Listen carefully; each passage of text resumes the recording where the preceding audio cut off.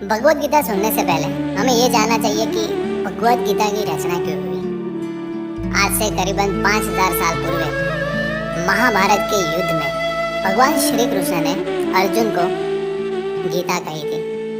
तो अब ये भगवत गीता क्यों कही गई, उसके पीछे एक बहुत बड़ी स्टोरी है जो है महाभारत। तो यहाँ पे मैं आपको सुनाऊंगा 5 मिनट में महाभारत। धृतराष्ट्र तथा पांडु भाई भाई थे जिनका जन्म कुरुवंश में हुआ था और वे राजा भरत के वंशज थे जिनके नाम पर ही महाभारत नाम पड़ा। क्योंकि बड़ा भाई धृतराष्ट्र जन्म से अंधा था, अतएव राज सिंहासन उसे न मिलकर उसके छोटे भाई पांडु को मिला। पांडु की मृत्यु अल्प आयु में हो गई, अतएव उसके 5 पुत्र युधिष्ठिर, भीम, अर्जुन, नकुल तथा सहदेव धृतराष्ट्र की देखरेख में रख दिए गए, क्योंकि उसे कुछ काल के लिए राजा बना दिया गया था। इस तरह धृतराष्ट्र तथा पांडु के पुत्र एक ही राजमहल में बड़े हुए।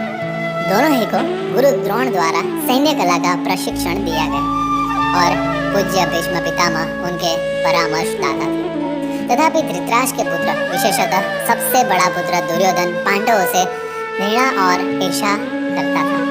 अंधा तथा दुर्बल हृदय धृतराष्ट्र पांडु पुत्रों के स्थान पर अपने पुत्रों को राज्य का उत्तराधिकारी बनाना चाहता था। इस तरह धृतराष्ट्र की सहमति से दुर्योधन ने पांडु के युवा पुत्रों की हत्या करने का षड्यंत्र रचा। 5 पांडव अपने चाचा विदुर तथा अपने ममेरे भाई भगवान कृष्ण के संरक्षण में रहने के कारण अनेक प्राणघातक आक्रमणों के बाद भी अपने प्राणों को सुरक्षित रख पाए।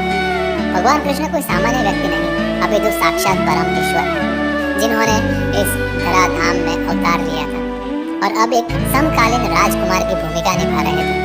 वे पांडु की पत्नी कुंती या पृथा पांडु की माता के भतीजे थे।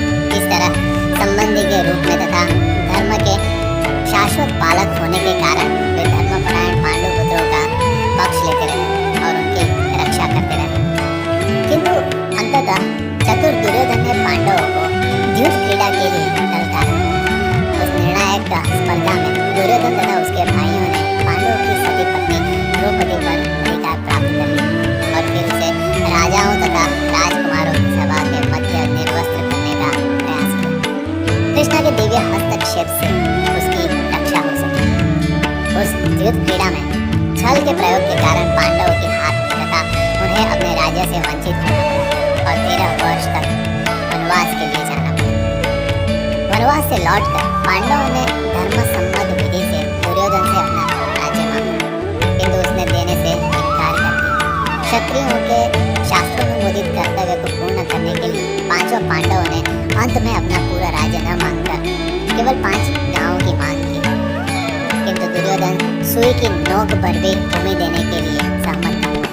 अभी तक तो पांडव सहनशील बने रहे, लेकिन अब उनके लिए युद्ध करना अवश्यंभावी हो गया।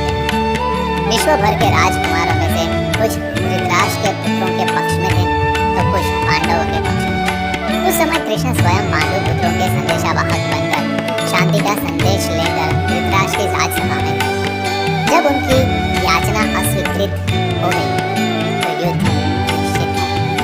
अत्यंत सच्चरित्र 5 पांडवों ने कृष्ण को पूर्ण पुरुषोत्तम भगवान के रूप में पहचान लिया, किंतु धृतराष्ट्र के दुष्ट पुत्र उन्हें नहीं पहचान पाए। फिर भी कृष्ण ने विपक्षियों की इच्छा अनुसार ही युद्ध में सम्मिलित होने का प्रस्ताव रखा। ईश्वर के रूप में वे युद्ध नहीं करना चाहते थे, किंतु जो भी उनकी सेना का उपयोग करना चाहे कर सकता था। प्रतिबंध यह था कि एक और कृष्ण की संपूर्ण सेना होगी और दूसरी ओर वे स्वयं एक परामर्शदाता तथा सहायक के रूप में उपस्थित रहे। राजनीति में कुशल दुर्योधन ने आतुरता से कृष्ण की सेना चलाई, जबकि पांडवों ने कृष्ण को उतनी ही आतुरता से ग्रहण किया। इस प्रकार कृष्ण अर्जुन के सारथी बने और उन्होंने उस सुप्रसिद्ध धनुर्धर का रथ हांकना स्वीकार किया।